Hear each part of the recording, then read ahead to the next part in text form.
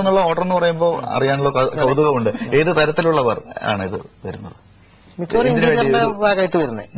ഇപ്പൊ നമുക്ക് അവിടെ ഇത് ഇപ്പൊ ഇവിടെ കേരളത്തിലൊരു വീട്ടിൽ പോയി ഇത് ഫിറ്റ് ചെയ്യുന്ന പോലെ നമുക്ക് വിദേശത്ത് പോയി പെട്ടെന്ന് ഫിറ്റ് ചെയ്ത് വരാൻ എളുപ്പമല്ല. അപ്പൊ അവർക്ക് തന്നെ ഒരു ചാർട്ട് വെച്ചിട്ട് ഒരു കാറ്റലോഗ് പോലെ ചെയ്തിട്ട് അവർക്ക് തന്നെ ഫിറ്റ് ചെയ്യുന്ന രീതിയിൽ ആക്കി ഇവിടുന്ന് എക്സ്പോർട്ട് ചെയ്യാണ്. അപ്പൊ അതിനൊരു ലിമിറ്റേഷൻസ് ഉണ്ട്. നമ്മളൊരു വലിയൊരു ചുമരിലെ വർക്ക് അതുപോലെ ഒരു റിസ്ക് എടുത്ത് കൊടുത്തേക്കാൻ പറ്റില്ല.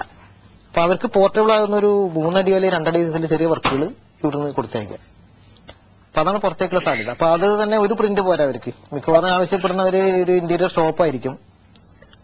അപ്പൊ അതിന്റെ പ്രശ്നം എന്താണ്, മൾട്ടിപ്പിൾസ് ആണ് ചോദിക്കുന്നത്. ചെറിയ ചിപ്പുകളിൽ ഇത് ചെയ്യുന്നതിനെ കുറിച്ച് നേരത്തെ പറഞ്ഞല്ലോ. അത് എത്രത്തോളം എന്ത് ആവശ്യങ്ങൾക്ക് വേണ്ടി, അതുപോലെ തന്നെ ചില ഫംഗ്ഷണൽ ആയിട്ടുള്ള എന്ന് പറയുമ്പോൾ ഒന്ന് എക്സ്പ്ലെയിൻ ചെയ്യാവുന്ന? അതെ, ഇപ്പോ എന്നെ സംബന്ധിച്ച് ഇതൊരു പഴഞ്ചനായിട്ടുണ്ട്. ഇപ്പൊ ചെയ്തുകൊണ്ടിരിക്കുന്ന പഴഞ്ചനാണ്. ഇപ്പൊ ഒരു ഇതിൽ പുതിയത് വേണമെന്നുള്ള ഇപ്പൊ ഇതില് ഒന്നതിന്റെ കളേഴ്സിന്റെ സാധ്യതകളായിരുന്നു. അതിപ്പോ നമുക്കൊരു 5ഓളം ഷെയ്ഡ്സ് ഇപ്പോ നമുക്ക് ക്രിയേറ്റ് ചെയ്യാൻ പറ്റുന്നുണ്ട്. പിന്നെ ബൈ ചാൻസിൽ കിട്ടുന്ന കളേഴ്സും പിന്നെ ഇതിന്റെ ഒരു ഫോം മാറ്റി എടുക്കുക എന്നുള്ളതാണ്.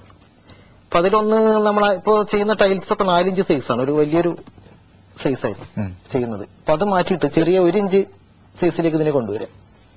അപ്പോൾ ഉള്ളൊരു ബെനിഫിറ്റ്, ഇത് വർക്കിന് കൂടുതൽ അട്രാക്ഷൻ കിട്ടും, ഒരു ക്രാഫ്റ്റിന്റെ ഒരു റിച്ച്നെസ് തോന്നും. ഒരു വർക്കിലേക്ക് പെട്ടെന്ന് ഒരു ചെറിയ ഒരു 2 അടി സ്ക്വയറിലെ വർക്കിലും നമുക്ക് ആ എനർജി ഫീൽ ചെയ്യും. ഈ ചെറിയ ചിപ്സിലേക്ക് വരുമ്പോൾ കോസ്റ്റ് കൂടുതലേ ചെയ്യാം, കോസ്റ്റ് കൂടുതൽ ചെയ്യാം.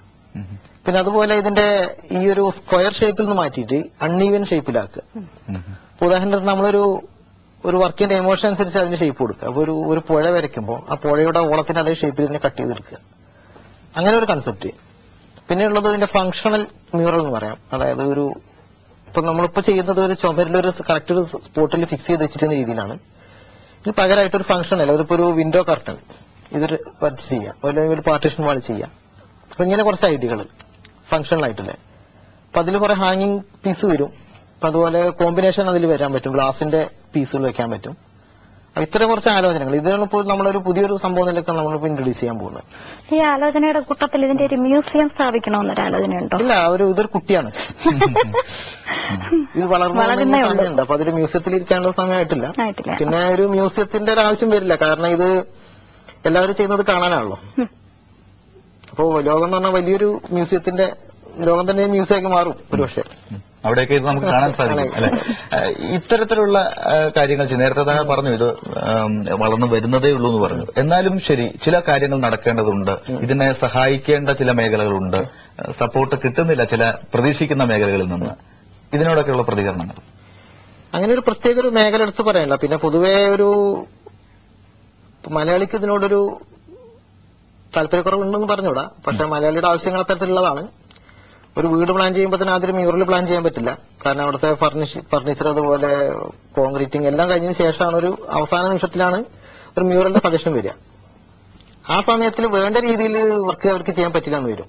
ഇപ്പൊ ഫിനാൻഷ്യൽ പ്രശ്നം, അതിന്റെ ഒരു ചെറിയൊരു ഇത് മാത്രമേ ഉള്ളൂ. പ്രതീക്ഷയുണ്ട്, അത് നമ്മൾക്ക് ബുദ്ധിമുട്ടാണ്. കാരണം നമ്മൾക്ക് വേറെ നല്ല രീതിയിലുള്ള ചാൻസുകൾ ഇതുകൊണ്ട് പോയി എന്ന് വരും. ചിലപ്പോൾ പുറത്തേക്ക് എന്നുള്ള നമ്മുടെ ചാൻസ് ഒരു വർക്ക് എന്നുള്ള സമയം ഒരു ആർട്ട് ഫോമിലൊക്കെ ഇതിന്റെ പ്രൊമോഷൻ സാധ്യത കുറയും. സ്വന്തം മണ്ണിൽ തന്നെ അതിനുള്ള സാധ്യതകൾ കുറയുമ്പോൾ അല്ലെ. ഒരു കാര്യം കൂടി, നമുക്കിത് സമയക്കുറവുള്ളത് കൊണ്ട് ചോദിക്കട്ടെ. ഇപ്പൊ ഷെറീഫ് നിലമ്പൂർ എന്ന് പറയുമ്പോൾ ഇത്രയും കാര്യങ്ങൾ പറഞ്ഞു, പക്ഷെ ഇതിന്റെ പിന്നിലൊരു കലാകാരന്റെ ഒളിച്ചിരിക്കുന്ന ഷെറീഫ് നിലമ്പൂർ എന്ന കലാകാരനുണ്ട്. ഏത് കലയിൽ നിന്നായിരുന്നു തുടക്കം? എവിടെയായിരുന്നു? വരച്ചുകൊണ്ടാണ് തുടങ്ങിയത്? വരച്ചിരുന്നു. അങ്ങനെ ഒരു കൃത്യമായിട്ടൊരു വരല്ല, ഒരു പഠിച്ചിട്ടില്ല. ഇതിന്റെ ഒരു പഠിക്കാതെ ചെയ്തതാണ്. നമ്മളൊക്കെ വരയ്ക്കുന്ന പോലെ ആയിരിക്കില്ലല്ലോ, നമ്മൾ സ്കെയിലും പെൻസിലും ഒക്കെ എടുത്ത് വെച്ചാണ് വരയ്ക്കുക. ഇല്ല, വരയ്ക്കുമ്പോൾ അതിങ്ങനെ ഒരു പ്രത്യേക ഷേപ്പിൽ വന്നിരുന്നു. അത്രയുള്ള ഒരു എക്സ്പീരിയൻസേ ഉള്ളൂ. താല്പര്യം ഉണ്ടായിരുന്നു വരാൻ. പരീക്ഷണങ്ങളിൽ കൂടിയാണ് വളർന്നു വന്നത്, അതിനൊരു ഗുരു ഒന്നും ഇല്ല എന്നുള്ള കാര്യം. അത്രയുള്ള കാര്യങ്ങൾ, അല്ല ഒരു കോഴ്സിന് പോയിട്ടില്ല.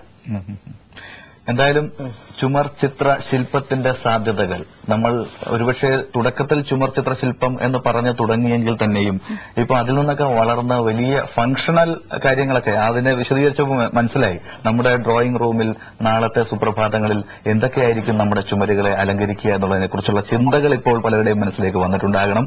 ഏതായാലും അതിലേക്ക് സംഭാവന ചെയ്യാൻ ശ്രീ ഷെറീഫ് നിലമ്പൂരുമായുള്ള ഈ സംഭാഷണം ഈ സുപ്രഭാതത്തിൽ സഹായിച്ചിട്ടുണ്ടാകും. എന്തായാലും ഞങ്ങളോടൊപ്പം സഹകരിച്ചതിനുള്ള എല്ലാ നന്ദിയും അറിയിക്കട്ടെ.